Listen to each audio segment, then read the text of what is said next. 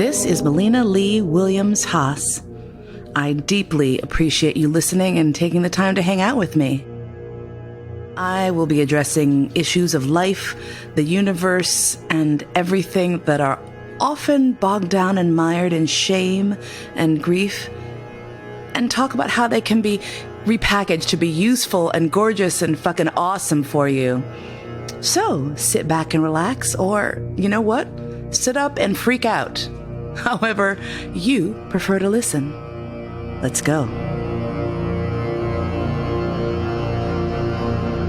The storyteller supreme. She's come all the way from New York, from America, to work with you guys today. Doing a mini tour here and down at the LAN on the first weekend of July, the London Alternative Market. And on the 8th of July, we have a ticket-only event, which is where you get to spend a whole day learning from, seriously, one of the paragons of the scene since, like, the 90s? Oh, God. At least. Yeah. 90s, yeah, so... I don't know if I was a paragon back in the day. And then you are a current paragon. I think I was more of a pain in the ass. Well, anyway. So I really want you to pay some attention because you're going to learn some good shit off mine. If you want to, the ticket event is actually £245 a head. Today only, for the BBB treat, is advertised off the BBB site £99 a head. That's for a whole day of Melina education. So grab your tickets today and you'll pay a fraction of the amount. Okay, over to Melina. Yay!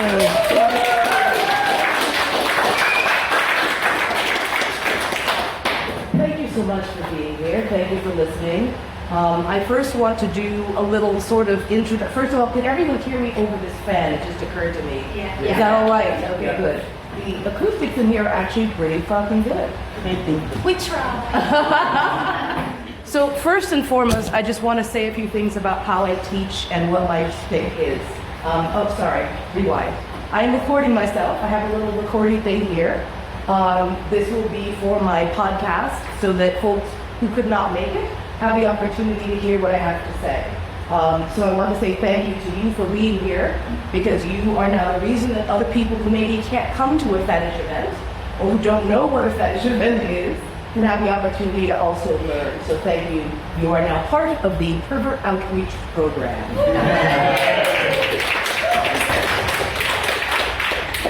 So that's first and foremost. Second and secondmost is, when I speak, it is about my experience, my opinions, and how I feel about shit.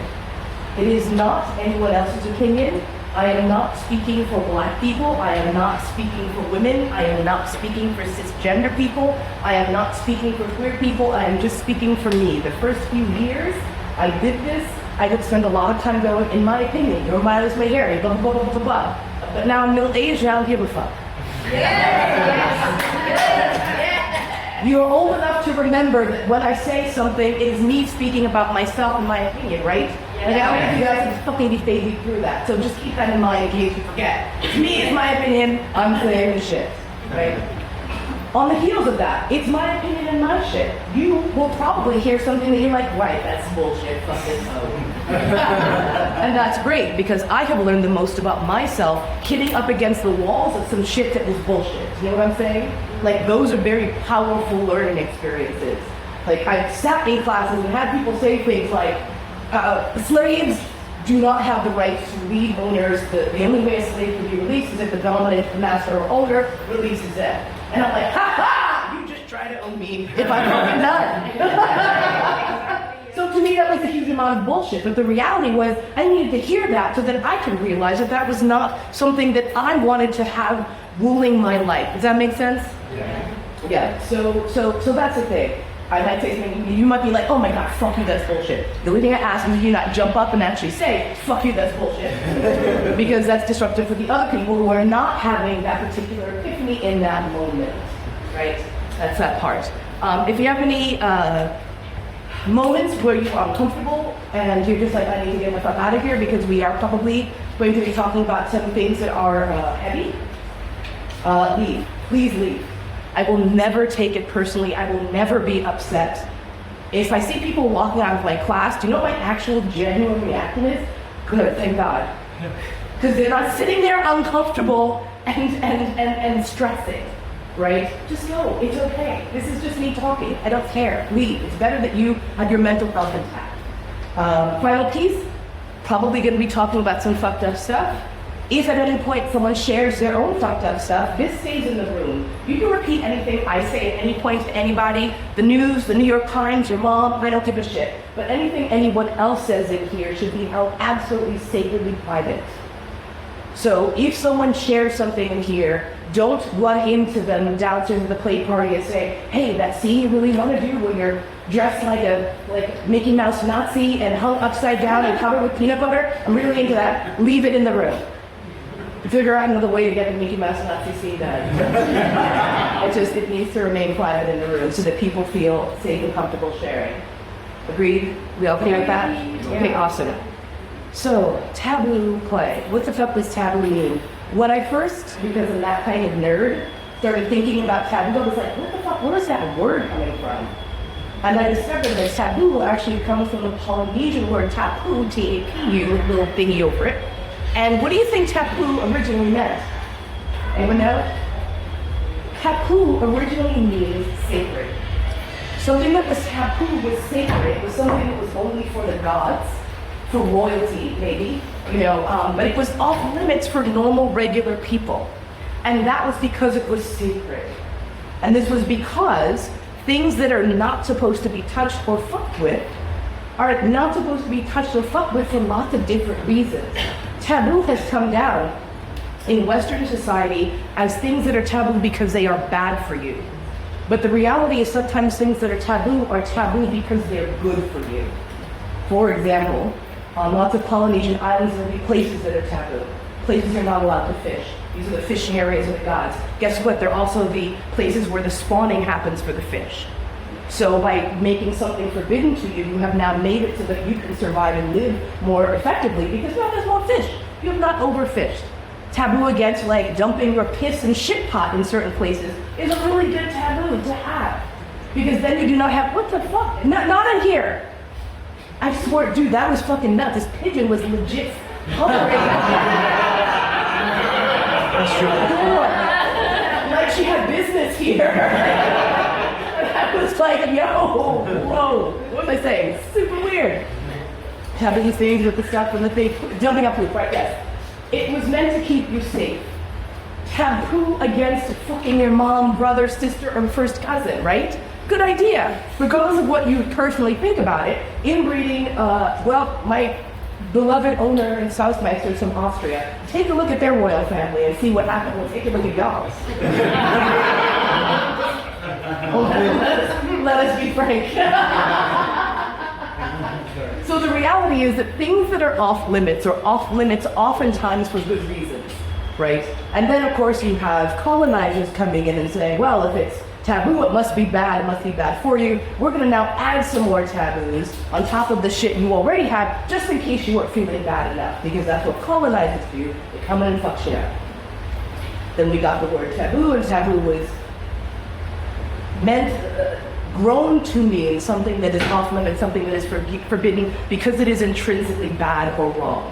I am forbidding you from fucking your mom because it is bad. I'm forbidding you from dumping your poop in the street because it is bad, right? Then you get to the BDSM scene, and what are we doing all day and all night?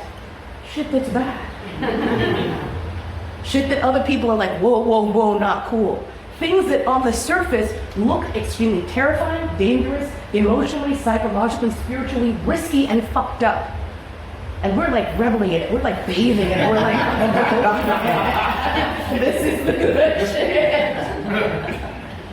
And yet, you can piss off and shock perverts. When you are a member of any sort of online database, some of you are probably too old to remember bondage.com or colony.com. Some of you are like, ugh, yes, the evil old days. Back when the sound of foreplay started with,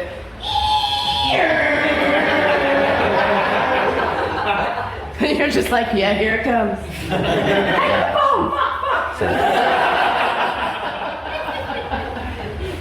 Get someone old to explain it if you're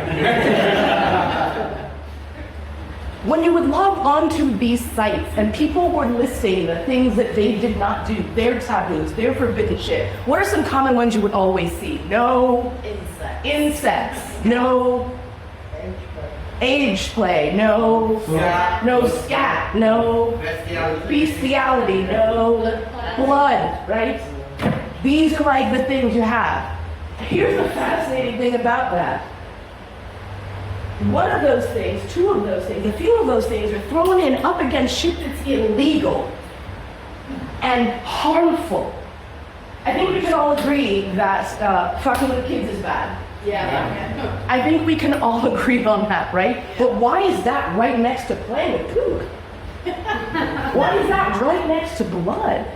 That's because we in the West have such a strong taboo against our own bodily functions that the thought of doing anything to sexualize them repulses most of us. Because that's what we have been taught. You know who does not know that? A baby. When my sister was born and I had to change the diaper for the first time, I literally dropped her off and mom was like, bye, go, nah, nope. I was like, she just went poop on me. My mom's like, wash up. I'm like, I'm sorry, maybe you didn't understand. She rubbed poop on me. Babies don't know, babies don't care. We have to be taught this. We have to learn it, right? And so when we are learning about ourselves, we also have to learn what is and is not okay for our kink. We have to learn what sort of fetishes are or are not okay. And we have to figure out where our own edges are. And this is the first and most important thing when we're talking about edge play. Sit and figure out where your edges are. Now, you cannot do all of this in a lab in your brain. Oftentimes you have to learn and figure out by doing what is or is not okay for you. But doing thought experiments and seeing how you feel about edgier play is going to be very important when you start to explore those edgier play styles and when you decide to maybe go and jump in and explore those things for yourself. I personally feel the why for our scenes and the shit that we choose to do is the most important facet to our kink. Over and above even experience, over and above even skill, the why. Why are you doing this scene? And when you are talking about edge play, the why is going to be even more important because while everyone can have their own definition of edge play, like edge play, play that is edgy, it's in the name. But in my opinion, personally, when I talk about edge play, I talk about the things that scare you personally. The things that unsettle you personally. The things that make you angry personally. The things that make you sad personally. The shit that you have suppressed in your memory to the point that you do not ever want to think about it personally. The fantasy that you would never say out loud. The thing that you are too ashamed to say to even your partner who you know loves you. That's your edge, and that's role play, and that's what the fuck we are talking about here. And there is an intrinsic risk emotionally. It's difficult to play in these dark spaces. We are so often told, be nice, smile, don't hit, don't push. And so most of us who are not on the spectrum of being sociopaths have taken that information to heart and live like that on a daily basis. So stepping over into that edginess can be very difficult and very scary. And please do not think for a moment, I'm not talking about everyone in the scene, because we will definitely talk later. But I give an example of a scene that did not go as planned. The risk is as great, if not more, in some cases, for the dominant top or the person running the scene. Edgy play is as dangerous for everyone. It is as dangerous for the person doing the fucked up thing as it is for the person having the fucked up thing done to them. Seriously. And so often tops are sort of pushed to the side in terms of the emotional and psychological risks that they are subjecting themselves to by doing this kind of shit. And I will tell you, edge play especially is emotionally risky. And if a scene goes off the rails, usually who is the person who gets blamed first? Yeah, usually. In my case, of course, because I'm a special snowflake, I managed to draw attention to myself as a terrible bottom as well. Yeah. So the knife does cut both ways, but generally when things get fucked up, the assumption is, well, you're running the scene, you're in charge, you fucked up, right? So when we're talking about this time to play, please do take into account, are you prepared to bear that risk? Is that something that really is critical and valuable and important to you? The why of the edge play is important. Sometimes people do scenes to show off. Is there anything wrong with that? Absolutely the fuck not. If you have an amazing skill and you've been working for hours and hours and years to do the perfect rope bondage, I'm not going to fucking begrudge you for clearing the space in the entire dungeon and having your bottom with 18 floodlights on them. Like, that's fucking dope, amazing. Now, do I think that's the best way to do a scene that is recreating a personal trauma? Maybe not. Perhaps not, but perhaps it is. These things are all very individual. So I am not judging any reason, but I hope to God that if you're doing edge play, you have a reason. And that you have communicated that effectively to the other people involved in the scene, and that they are able to tell you back, that they are able to return to you. That mirroring thing where you say this and then they say, what I heard you say is blah, blah, blah. I strongly advise that for doing these kinds of scenes because you don't want to have someone misunderstand your intent. The why. Why are you doing this scene? Why do we do edge play? Why am I doing this particularly edgy scene, right? Yeah. So what are some reasons that people do edge play? First one, showing off. Sometimes you just want to show off this cool ass scene. What are other reasons that people do edgy shit? The feelings, the emotional rush, right? The excitement, the terror, the fear, whatever that is. It can be a real adrenaline rush. Yes, what else? To get off trauma. To get off. Processing trauma. Processing trauma, amazing, awesome. What else? Pushing limits. Pushing limits. Catharsis, yeah? Release of that type of energy. These type of scenes, while they are already on the edge, it's a fast track to that catharsis, to that adrenaline, right? If I'm doing a scene where I, for example, am being screamed at by someone who is taking the role of a racist and saying some fucked up shit, I don't have to imagine what that's like.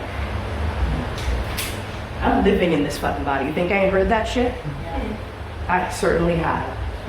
You know what I'm talking about. That's not like that's life. That's life in the dungeon. Is that dangerous? Yes, it is. Is it also fascinating? To me, it is absolutely fascinating. Because I am now doing psychological experiments on myself. To me, that's part of what edge play is. It's a psych experiment on myself that I am running and that I am ultimately in charge of. And when people, especially other African Americans, say, why the fuck would you do that? I say, because I wrote the script.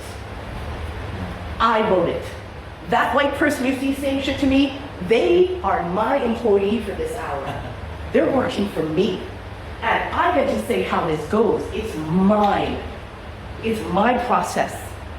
And therefore, I take ownership of it. And my belief is that when I take ownership of something, regardless of how difficult and crazy it is, it belongs to me and that I can play with it. And I can see where it lives in my body. Does that make sense? All of us have trauma, right?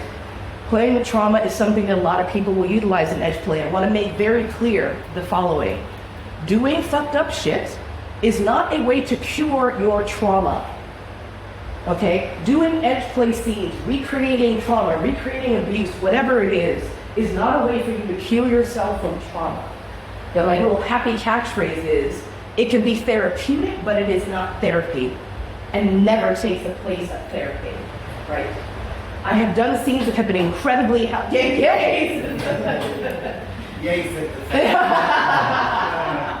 You know, this is the thing. If you are in your life processing and working on shit, it can be very informative for you to create a safe and structured bubble where you can see how your mind, heart, and body work under this type of pressure.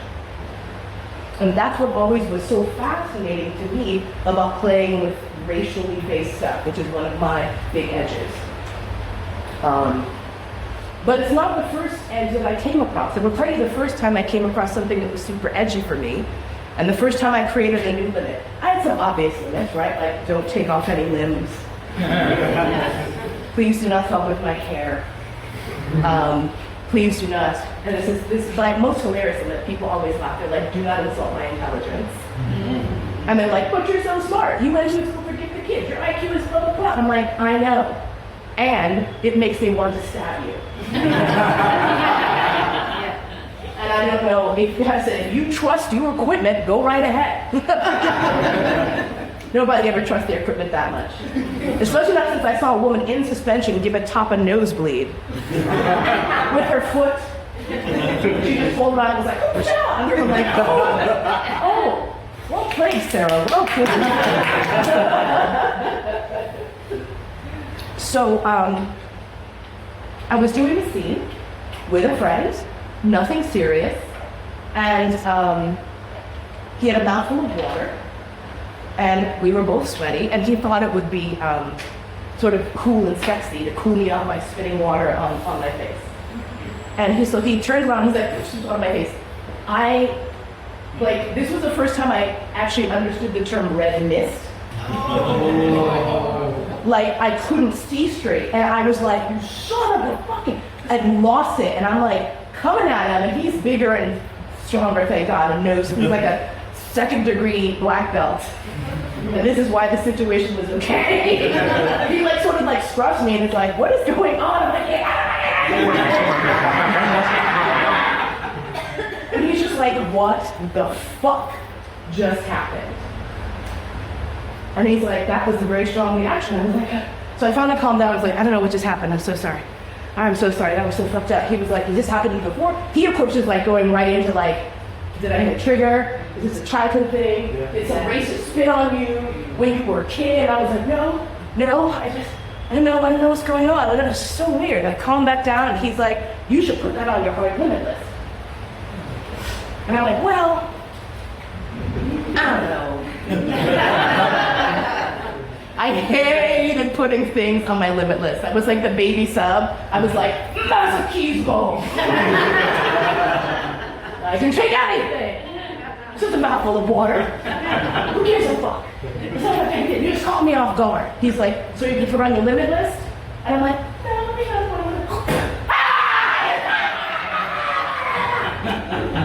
as violent a reaction as 10 minutes previously. Lost my fucking mind. Like now he's got me on the floor like in some sort of hole and I'm like screaming. And everyone in the party is like, they're like, "Look at this dude, he didn't even do anything." And she freaked out because they didn't see him filming. So they just think we're standing and talking. Suddenly I freak out and he has me on going like, he's the master, watch him in action. He finally calls me the fuck down. He's got his foot on my chest and he's like, "You better put that on your limits list." Now I'm like, fuck you, man. You go fuck yourself. You're not gonna, like, as I'm leading home and really drool. I'm like, and as I'm screaming and like desperately trying to like get to his balls, but his legs are too long. The whole thing is just a tragedy. It's fucking terrible. So finally he stops. Next morning we're hanging out at his house, reading the paper, having breakfast. Everything is lovely. He's like, "Now that we have come down, we need to talk about this because I find this fascinating. I'm fascinated by the fact that you were clearly stressed and distressed and refused to put this on your limit list. Why didn't you protect yourself?" I'm like, well, I had a whole criteria for my limit list. I used to have this whole list of like rules for things that were limits. They had to be harmful, or it had to be something that would actually cause harm. I have since moved that to include psychological and emotional harm. Because I'm not fucking like 25 anymore. And now I'm just like, no, psychological harm, also harm, not gonna go there. So as we're sitting there having this completely calm conversation, over breakfast, he starts inching closer to me. He's like, "So is it on your limit list yet?" And I'm just like, "Steve, don't make me do it." But I did, I felt like, well, listen, he was like, "Okay, look, was that so hard?" And I was like, "Yes." Because for me, something so, what I consider to be so stupid, I was like, how can that be a limit? How can that be edge play for me? It's saliva. I have licked this person's ass. How is this a problem? They have licked my ass. What bodily fluids have been exchanged? But something about, I found it inside of it, like once fluids leave the body, if they are free flowing, bad. I'll suck a pussy, but if it drip onto me, no. It's the leaving the body part. This is what I figured out. Maybe I'm weird, it's just like, let me have this. No. So this was how I discovered my first like weird ass edge. And if you are newer to the scene and you're like, what the fuck is she talking about? I promise you, you're gonna get to the point where something weird freaks you out. And when it does, don't do what I did. Don't let Steve torment you for 24 hours. Just take the hit and move on. It's okay to have limits. God. So when I first decided that I was going to try and do scenes that were specifically about race and racial heritage, as a type of edge play that I dealt with, I realized that I was doing a kind of edge play that was edgy not just for me. This is the next consideration when you are talking about edge play. Are you doing this type of play in a public or semi-public environment where other people may or may not be impacted?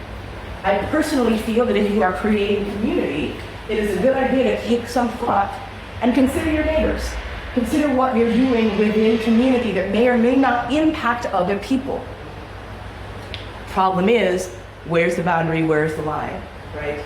Something as simple as knife play. There was a party in the Bay Area that used to have one rule of no knife play at all. You could not even bring a knife into this dungeon. And the reason was that the woman who hosted the party had serious knife issues. And so she could not even go out to party safely without knowing that she would not be in a dungeon and turn around and see a knife scene. So she opened up her own dungeon and was like, no knives. Super proactive. She had that ability, so good for her. Not all of us have that capacity. So what we try to do is to consider our neighbors when we are playing in space that is shared. Now there are some scenes that are subtly edgy. I do not think if anyone walked into the dungeon and saw Steve spitting water in my face, they would be like, oh, who allowed that edge play in here? Jesus Christ. You might be a little grossed out, but you wouldn't necessarily jump to the assumption that this is an edgy scene. It doesn't look that edgy. Someone dressed up in full Nazi regalia does not have to be doing anything for it to be an edgy motherfucking scene. Someone walks into, if I walk into a fucking dungeon and I see someone dressed in a Ku Klux Klan robe, they don't have to say anything to me. Edge play is happening. For them, non-consensually, probably. Whoops, oh my God, I kicked you in the balls. There's a reflex, I'm sorry. I'm sorry. Not sorry. We have instances like this over and over again in the States where people show up to parties and basically at that point what they're trying to do is talk the room. If you walk into a party with something that is flagrantly and deliberately provocative, that is not about edge play. That is about you shocking the room. That is something I personally think is not cool. There are so many ways to have room for that type of fucked up shit. Have a fucked up party, right? Like there was the dungeon in San Francisco started having like edge play weekend.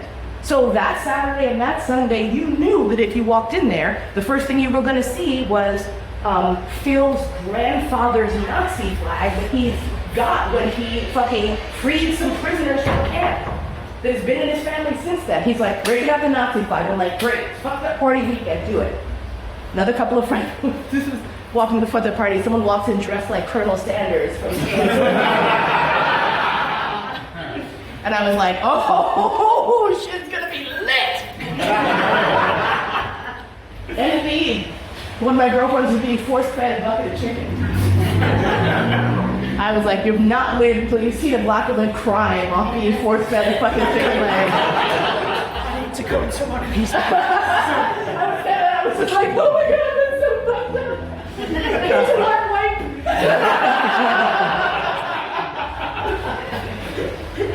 Because here's the thing, edge play can be scary, it can be horrifying, and it can also be fucking hilarious and ridiculous, right? The KFC fucking face fucking scene with the chicken leg, hilarious. And fucked up, right? Singing tap dancing Nazis, hilarious. And fucked up, right? this is the beauty of these types of scenes. They go right to the gut. They go right to the core, they go right to the base of your skull. You don't have to make it up. You don't have to put yourself into a headspace. Your body is afraid, yeah?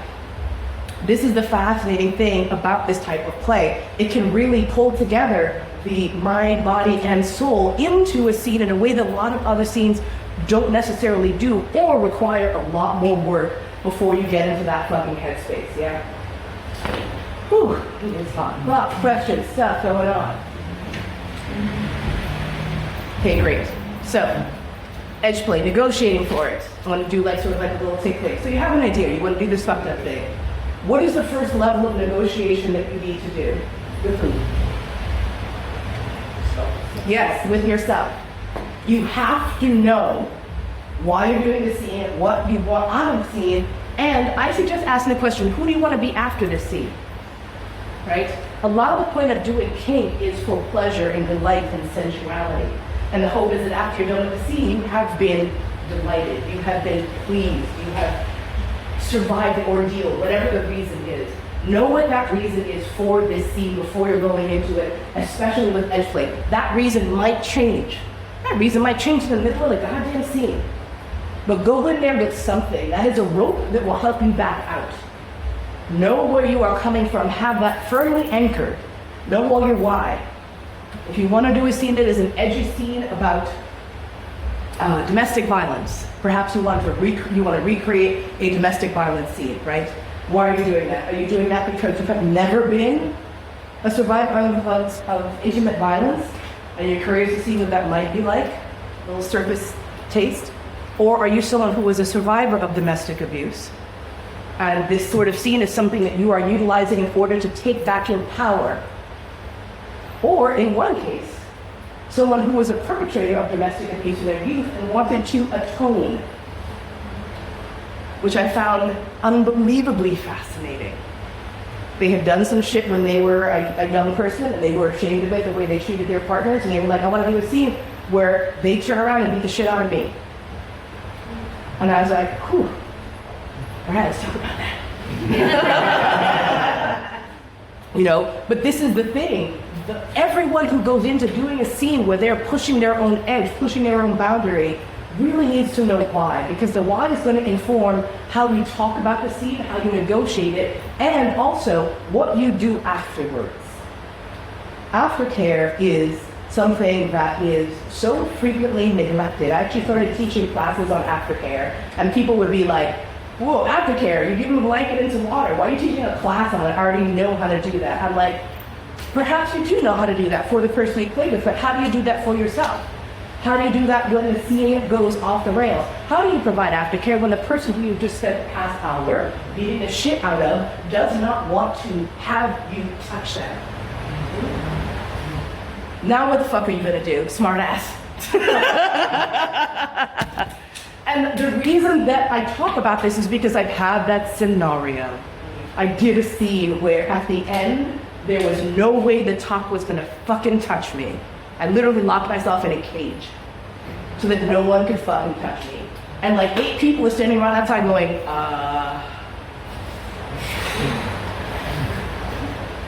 So now, after that entire experience, I recommend to people, have aftercare buddies. If you're doing anything edgy especially, everyone involved in the scene, have someone outside the scene who is not involved in the scene, who's gonna hold you, bring you water, and pat you on the head when the scene is done. Because especially with edgier shit, if you have spent time being cruel and unusual with someone, calling them names, degrading them, humiliating them, do you think they're gonna turn on a dime and be ready to hug you when you feel like it because the scene is over? Edge play comes from deep. It involves everything. You don't just shut it off. It's not like like you have a fun little spanking and you're like, oh great, I've got a little like sub glow, I'm feeling really good. You got a little like top buzz. You're like, yeah, beat that ass. That's really great. What if you are feeling like the lowest piece of racist, sexist shit? What if you have just molested your beloved partner's inner 6-year-old? And they're in a corner crying and kicking at you because they don't want to touch you, and now you're left dangling as the abuser. Have someone to help you. Have someone you will listen to and trust to be there to have them say to you, you're cool, it's good. Someone you will believe in that moment. Because not having people around to help and aftercare, especially for edge play scenes, can potentially put you in a spot where you are floundering by yourself. One of the first sort of big scene that I did that was very edgy, that involved race play, was sort of like a multi-people scene, and I'm going to give you the very condensed version of this. If you want to hear the full version of it, you can go, there's a podcast called Risk, R-I-S-K. It's fabulous. It's a good podcast. If you Google the Risk podcast and you look for me, there's an episode, very hard to find, called Slave, where I talk in depth about this particular scene if you want to do a deeper dive. But the basic setup was the following. I, at the time, was part of a leather family. There was myself, my dominant trainer, his major domo, her subs, and a bunch of other bitches that my trainer collected as he wandered around. Rotating cadre of random bitches. Of course, that's not what he called them, but that's what I called them, and why I eventually left. So anyway, friend of the leather family and I had planned a scene. We were going to do a race play scene. It was going to be him saying horrible things to me. And because he was an actual Southerner and he had a little bit of that accent, it was going to be extra flavorful, right? Spicy. So in order to, make it even more spicy, we decided that during the course of a 1-month period, at any play party or play event that we were both appearing at any time a scene could happen.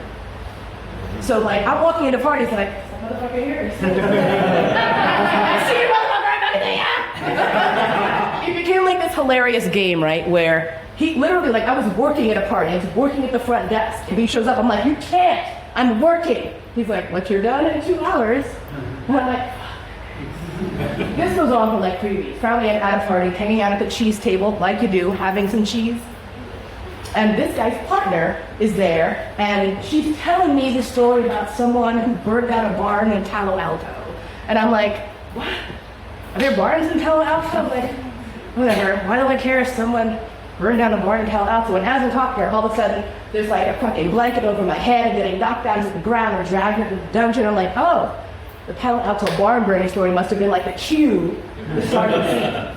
So I'm being dragged into the dungeon, I'm being beaten up and kicked around, and I'm headed down on this table, and 3 other people are holding, my hands and legs, and these, got me by the throat, and calling me all manner of bad names. Anything you could think of, bad name. And he's like, I know you saw burn down my barn, you fucking nigger, and I'm gonna beat the shit out of you. And I'm like, oh, these rednecks. It was another thing, right? So shit is going on. I'm getting my ass beat because I don't know who burned down the barn. We're probably about 40 minutes into the scene, a good while. And I'm still getting the shit beaten out of me and being held down on a massage table, essentially. And then I blinked, and suddenly I was over here on the St. Andrew's Cross. And I wasn't sure how I'd gotten from the bench to the St. Andrew's Cross. And I was like, wow, that was really weird. Meanwhile, the beatings continued. But I was odd. I was like, that was very strange. And so at this point, I started to get very angry. As he was asking me this question over and over again, rather than just sort of feeling like I was having this enjoyable time in this scene, I just started getting really pissed off. I was like, I don't fucking know who burned down your barn. Leave me alone. And the beating continued. And then another couple minutes went by, and I blinked, and suddenly I was hanging from a hook in the middle of the dungeon. And I was like, how did I get here? I had no concept of time passing and how I moved from one place to the other, which was deeply unsettling. But at this point, I was so exhausted. And I found out later, at that point, we were almost 3 hours into the scene, where I had been assaulted almost non-stop for the entire 3 hours, and interrogated. And at one point, escaped, because I'm slippery. Got literally, thank God they stopped me, to the front fucking vestibule of the play space. Can you imagine, people hang out, probably something like, whoosh. And people just look at the chief, keep like, should we stop her? They stopped me, they brought me back in. More beatings continued. Finally, I was hanging from this hook and so exhausted, I couldn't hold my head up at all. I was just drooping, barely on tiptoes, hanging from this hook, and he pulls my head back And at this point I see that I'm surrounded, very similar to this, by 3 rows of people who are watching this scene. And he says to me, as he takes a giant fucking serrated buck knife out of his boot and holds it between my legs.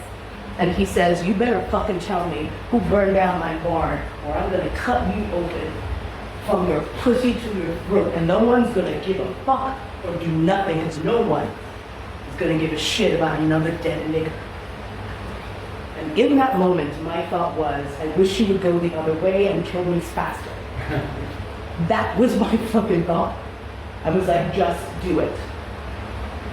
And in that moment, the fucking dungeon owner came over and was like, okay, closing in 10.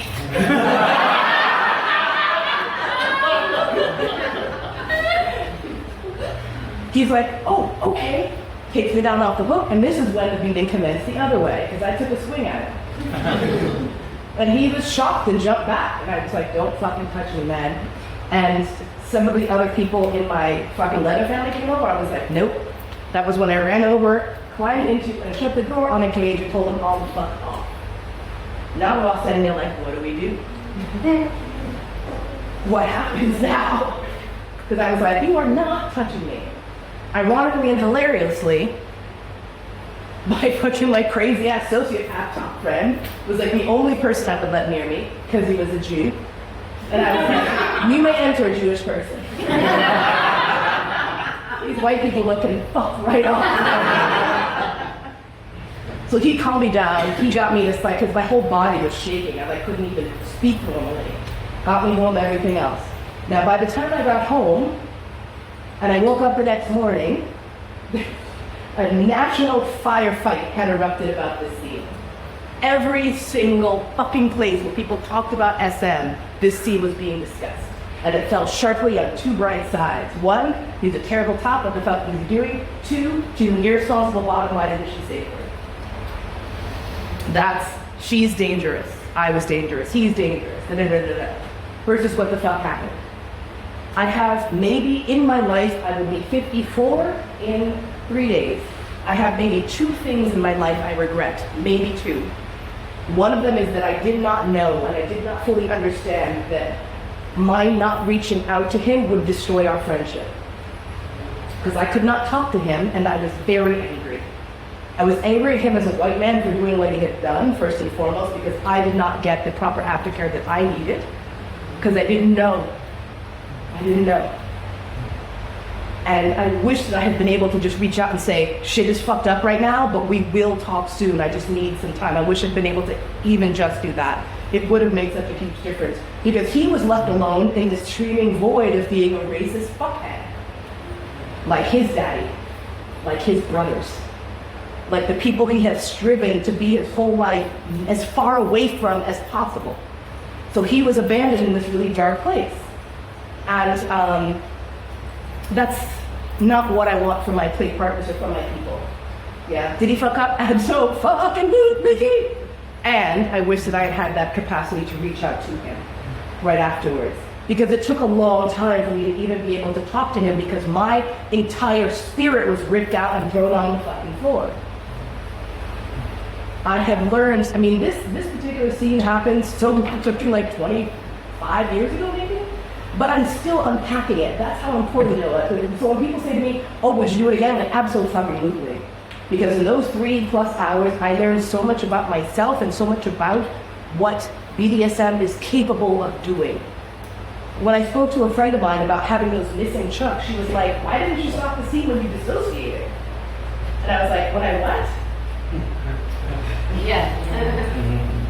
I was like, I haven't dissociated. I was like, I had not had that happen to me, so I don't know what the quote-unquote warning signs are. I don't know what it looked like. All I knew was that something was weird and I lost track of time for a second. Now I know. But this was how I discovered that that type of thing can occur to me. I had no idea. Part 2, if you were doing edgy, fucked up scenes, don't layer a million different types of scenes on one. How many types of scenes, how many labels could you put on this scene?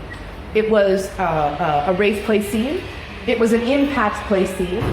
It was essentially a kidnapping scene. Primal. I'm sorry? Primal. primal. Yes, it was a primal scene because it was definitely that loss of control. You know, it was an interrogation scene because like he's like, who burned down the barn? Who burned down the barn? The things that the psychology around interrogation, the repetition of questions, coupled with physical pain and discomfort, coupled with physiological distress, is insanely difficult and dangerous. And it wasn't what I signed up for. I did not sign up for an interrogation scene. I signed up for this race play scene. So keep it very, very simple when you are doing these scenes. When you are doing an edge play scene, keep it small, keep it easy, keep it short. Have someone with you who knows what you are doing, who you can speak to afterwards. Get your aftercare buddies together. Have a support network. And don't be afraid. Don't be afraid to fuck up. So often we are so locked into the idea that we have to be perfect, that everything has to be done right. But so much of what we learn picking ourselves up off the floor. So don't be afraid to explore. Do as much as you can to keep yourself and your partner safe. And understand that what we're doing is a fucking extreme sport. Isn't it? It is no less dangerous than any other extreme sport. And I think smarter, personally. Like, I think curvers are way less stupid than skiers, for example. And if you also ski, I will tell you to your face you're dumb. Those trees aren't going anywhere and you are squishy. So I want to move on to leave room for questions, answers, etc., stuff like that, because we're hitting just about the point where I'm going to need to wrap up in about 10 minutes. So is there anything, like you came in here today and you're like, I needed to hear about this thing and you didn't say it and I'm going to talk shit about you on FetLife and you don't say this one thing that I came here to hear? Or any questions in general? I will also ask questions about not edge play stuff. Do you have anything else? Yes. When you said that you would do that scene again, do you think the reason but that it did go wrong? Correct.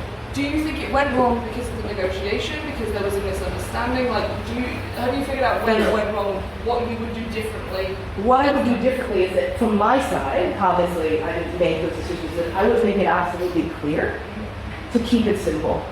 I would say this is what we negotiated.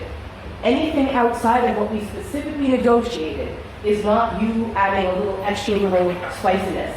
It's going against the negotiation, right? And so this is the thing, that like the idea that like you're just gonna be like, I'm gonna tie them in a rope, but I'm also gonna like put some nice little feathers in the rope to make it look like they have wings. That's lovely. What if they're allergic? We always discuss our issues before we play. Yes, we should discuss them, people should listen and respect them, and not get funny, and not get cute, and not get generous, and not get creative. I find a lot of my play partners will not tell me when I'm taking them to the edge. Mm-hmm. They will not, like, I just stop personally and say, I will stay here, because a lot of them, like you, didn't say. Yeah, absolutely. Absolutely. And the thing that I learned when I started topping people, because that was something that, like, you know, my first training dominant, they would have just like sub wars, like all the doms would get together and just make us like do battle royale. Like, you know, Yeah. and we're just like, just sub, like, until someone would play like the Star Trek fight music and then it was on. Oh, yeah. You are absolutely correct. And the trick that I learned was leave them wanting more. Always. Right? Yeah. Like in as much as like you might have the fangs have come out and you're just like Straight yourself. yeah. Just like everything. And this was what interestingly I actually had a friend who was one of these really feral cops. And she did not play with people who had safe words because she was like, I won't hear them. So what she would do is she had a belt that she would wear, and when it was time for her to fucking chill out, her husband / sub would grab the belt and pull her off. I will tell you, but there's nothing hotter than seeing a screaming, flailing woman dragged off of someone on the ground. And he's just she's like, she'll be fine, she'll be fine. There's a way around whatever your shortcomings are, whatever your problem is, whatever your issue is. There are creative solutions. Having someone else be the safe word for you, having someone else be the aftercare for you. For example, if you are doing an interrogation scene and you do not want to break the interrogation, but you care about the psychological health, have other people who are characters in the scene. Have another political prisoner in there with the person who's actually the center of the scene. Have them be the one who can go and say, bad, right? You know, if you're the evil Nazi interrogator, have like another Nazi who's like, yeah, my fans, it's at lunchtime. You know, like there's ways to make it so that it is safer for you in these instances. Be creative in there. Find a way to get what you want and keep yourself safe. Because you're right. And the thing is, try not to hate on those people who are holding their tongue.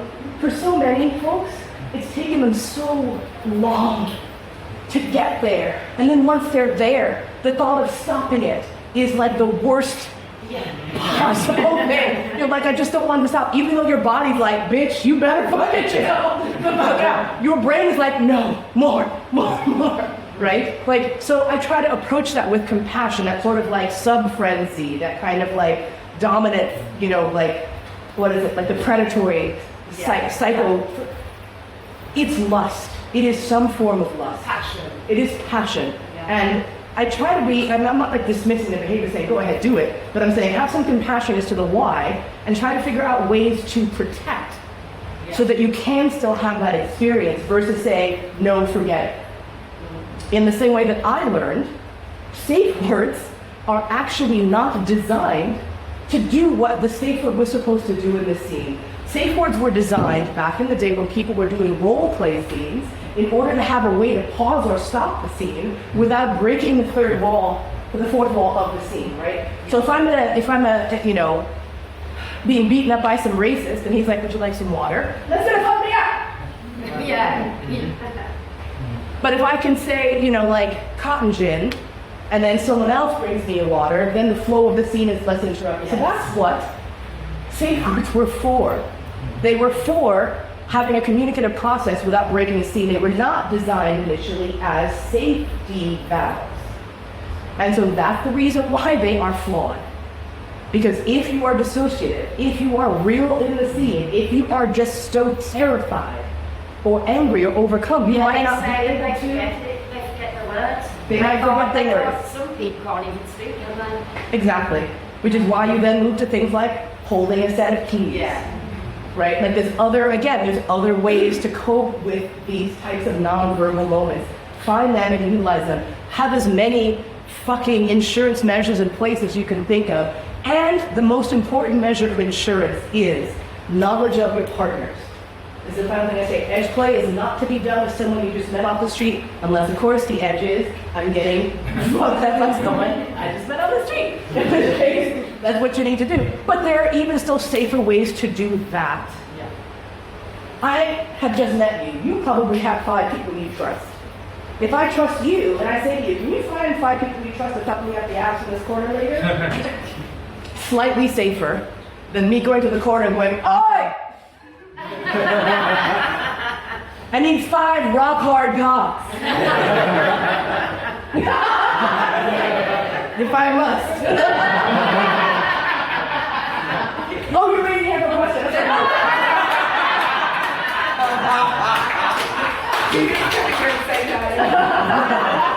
Yes. So I have a follow-up question on that. So if you were to plan some kind of intense edge play scene again, obviously you want to do that with people who have enough understanding, familiarity, and trust with. Yes. But as you explained, you might part from that scene and not want to actually be in touch with the other person. Would you put a limit on that? So if you were planning this again, would you say, okay, we might not be in touch for 3 days, 3 weeks, 3 months, but if that time that we've agreed upon has elapsed, and I still don't want to be with the other person, check in with them, I will have to, and there will be people who will make me. That is or correct. would you set it up in a way that you would acknowledge that one outcome is that we have our independent support systems that want to get us out of this, but an outcome might be that we will never speak again. It would depend on who I was playing with and what level of risk I was willing to take. Because both of those suggestions sounded entirely feasible, right? Like either of them could work depending on what's going on. If it's someone who is sort of like in my inner circle, then then there would be the obligatory reconciliation. Because I would know that this is someone who I have in my heart, and I would suck it up, take the deep breath, and push for them. Because they have earned their way in here, yeah? So they get to stomp around a little bit.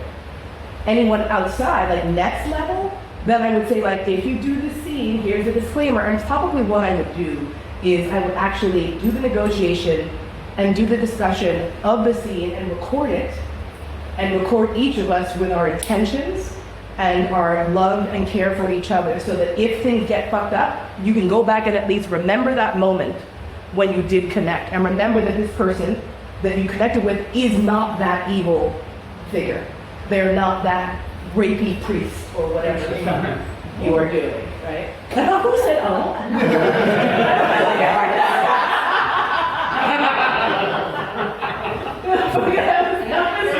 We've touched.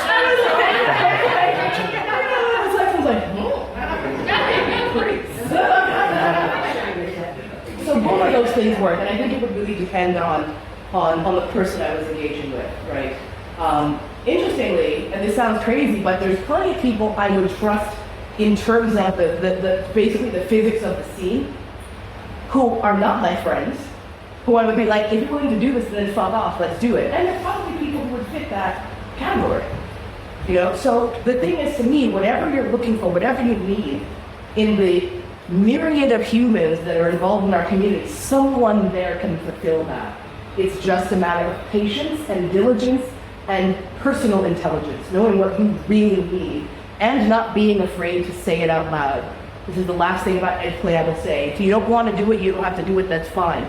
But you've got to manifest it to make it happen. You've got to own it. You've got to own the part of you that craves that darkness.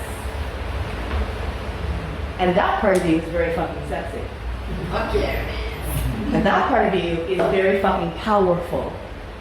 And that part of you deserves to come out and play as well. It does. I truly believe that some of our best scenes, some of our best work comes out of some of our darkest corners. And it can be very valuable to go into that corner and spend some time dancing around with your own demons. So I want to wind this down. I want to say thank you first and foremost for coming and listening. This class will be on my podcast. Hopefully, sorry, Cody, that the sound quality is absolutely terrible, but at least you'll be able to hear it. And looks like I'm also, I have some other classes that will be on there. If you go to the website Kinkdoula, Kinkdoula, that is my latest endeavor. That is where I offer counseling as well as coaching for perverts, about pervert stuff. People have been years saying, I just want to talk to you. I'm like, oh God, no. But now I have a thing. Now you can do it. It's official. It's a whole fucking vibe. So check it out if you like. And please enjoy the rest of this amazing party. Have a great time.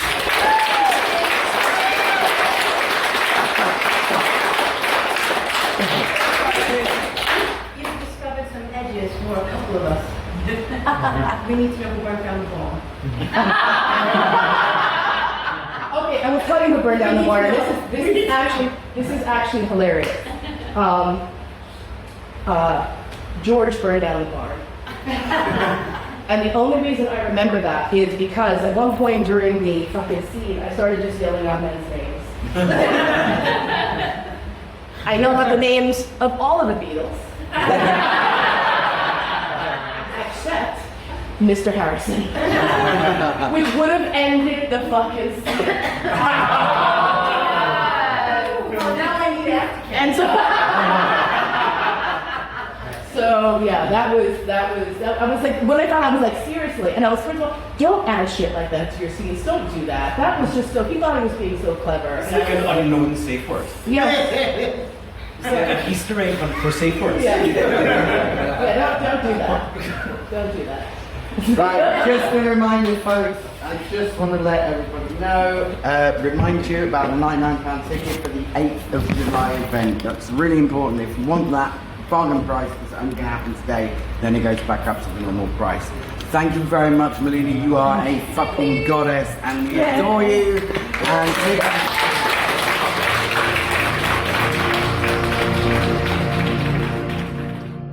you've been listening to All That and Mo. Thanks so much for spending your precious, precious time with me today. My podcast is produced by Cody Crabb, theme music by Georg Friedrich Haas, as performed by Marcus Weiss. And I look forward to spending time with you again really soon.